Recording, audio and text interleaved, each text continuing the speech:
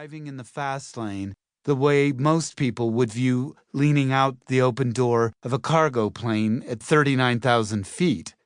So that was out.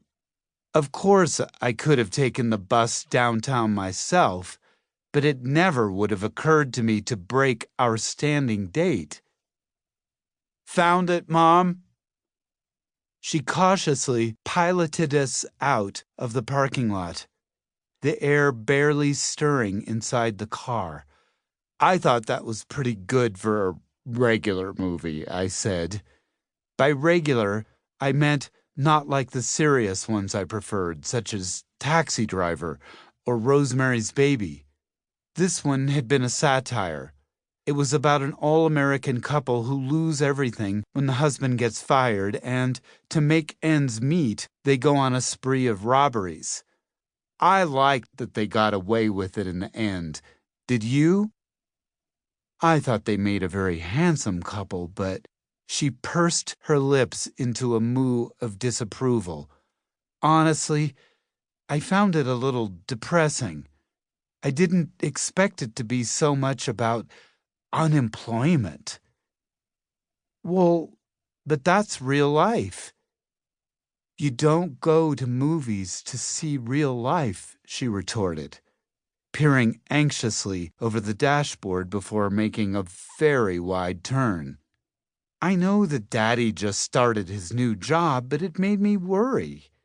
They're handing out so many pink slips nowadays. It's scary.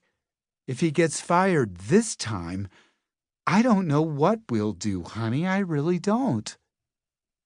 Since I'd been a little kid, the phrase getting fired had given me a mental image of someone being shut into a steel-lined chamber and engulfed in flames. Even now, I couldn't rid myself of the association. To combat a surge of uneasiness, I ground my teeth. Because it was a Sunday, the 7th day of the week, it had to be done 7 times. I hid this by turning my head as though fascinated by the overgrown grass and jack pines of the median strip. If anyone knew about my protective rituals, including my mom, their power would be eliminated. Now Mom, with much tapping of the brakes, was maneuvering us into a parking space on the main drag. "Where are we? Oh, I see." We were parked in front of a Fanny Farmer candy shop. She gave me a sheepish smile. "Just a quick stop." As vigilant as she was about watching her figure, chocolates were irresistible to her, and candy feasts, like Sunday bargain matinees, were another mother-son custom. As we pulled into the parking garage at our apartment complex, my mom giggled.